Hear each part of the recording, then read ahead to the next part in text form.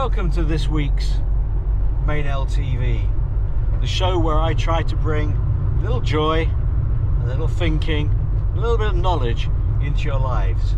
This is episode 2.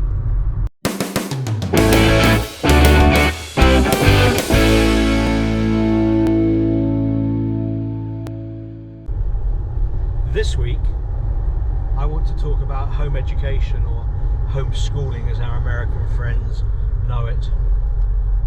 Now, this is something I am familiar with, having had children come up through that system. And what worries me at the moment is schools are out, people are talking about homeschooling, and what they seem to be doing is trying to replicate the exact process that teachers go through, except the adults at home aren't teachers. They're parents from other professions, and the home is not a school. It's not equipped in the way a school is. A school is about structure, a school is about control, a school is about turning out the well-rounded citizen that the state requires. Home education is about letting the child roll free, letting them explore their world, letting them follow their own interests in their own way, in their own time, with support, with a guiding hand, with an indication of where a reference can be found, with a book or a new piece of equipment. This is what home education should be. This is how the child will learn. And when you think about what I've just said in my description of what happens, what we're actually talking about is play.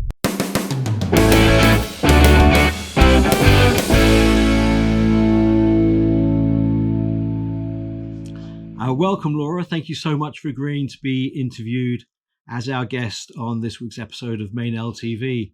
Thanks for having me. You're welcome. It's just really nice to see you. It's really nice that you're here with us.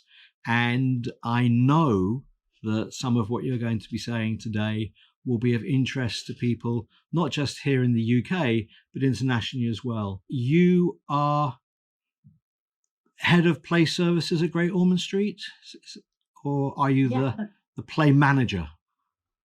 So my job title is Head of Play Services, and the range of services that we provide, we have not only health play specialists, but also play workers and a music therapist within our team.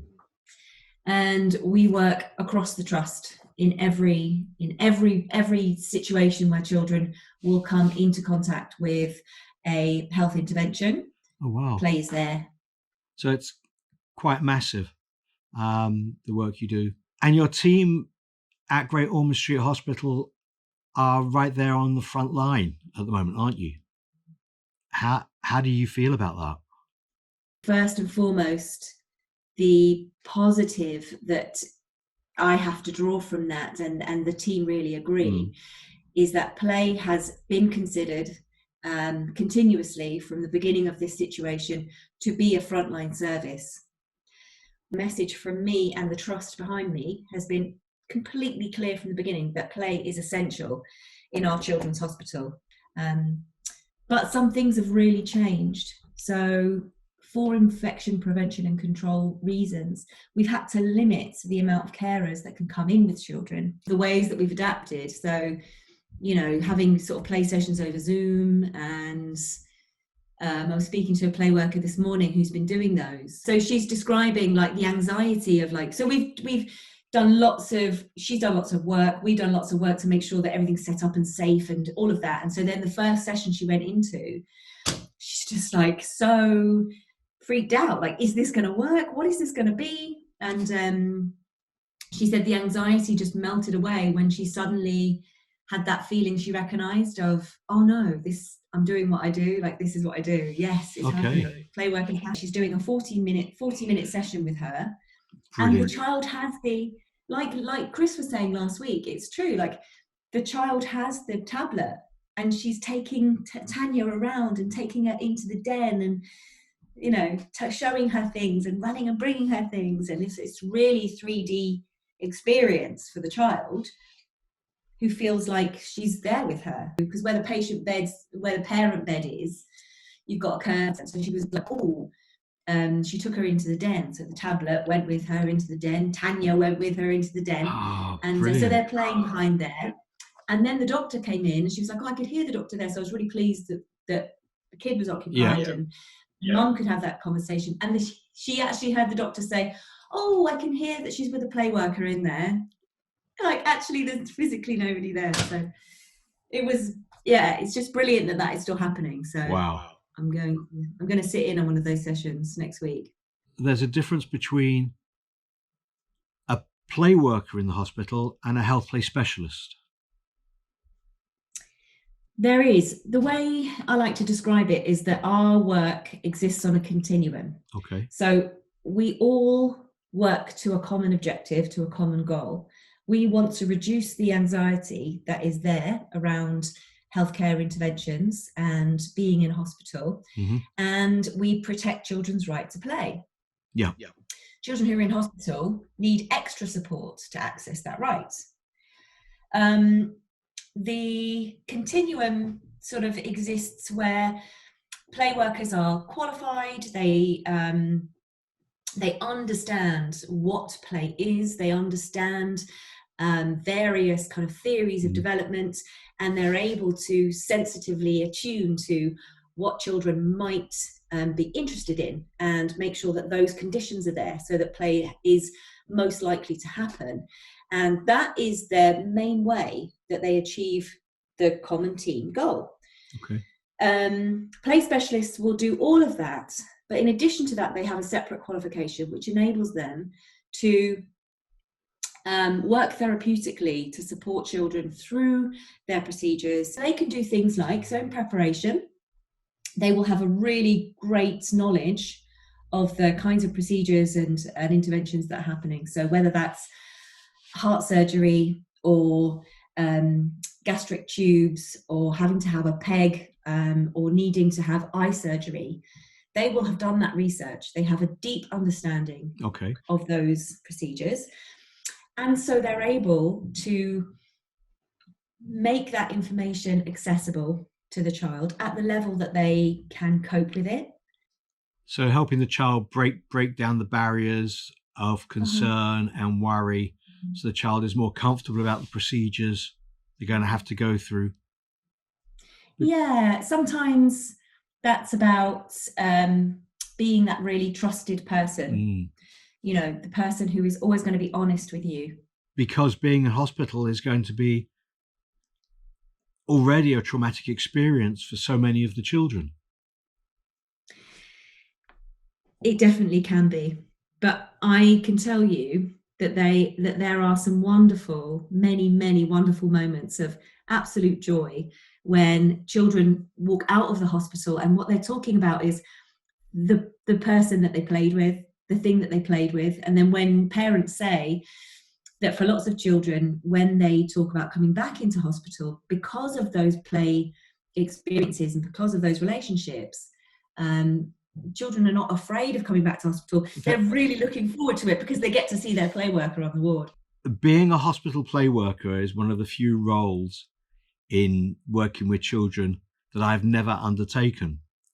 But when I was about 10 years old, I was in Great Ormond Street, and is that right? This was my first experience of, I guess, hospital play work. After lying in my bed for 3 days, having had my appendix taken out, I finally managed to lever myself off my bed into a wheelchair and into the toilet cubicle because, well, I couldn't really cope with a bedpan. And whilst I was there for the first time in 3 days, someone slipped a syringe under the door of the cubicle. No needle, just a glass vial, because it was a glass vial. And as I came out of the toilet cubicle into the ward, into the midst of a water fight. And fantastic. You know, when I was 10 years old is a long time ago. And to be able to, that memory is still so strong that it shows the impact that health play specialists and hospital play workers must have had on my life. What you've told us today about the role of your team in the hospital, I think it's so important. And I'm so glad you joined us for that, to get this message out to people so they understand firstly, that irrespective of COVID-19, play is still of paramount importance in children's lives. And it's great that the Trust has prioritized play. Wouldn't it be great if play workers were seen as key workers and frontline workers right the way across all of our services? Absolutely. Wonderful. Laura, thank you so very much. Bye. Bye.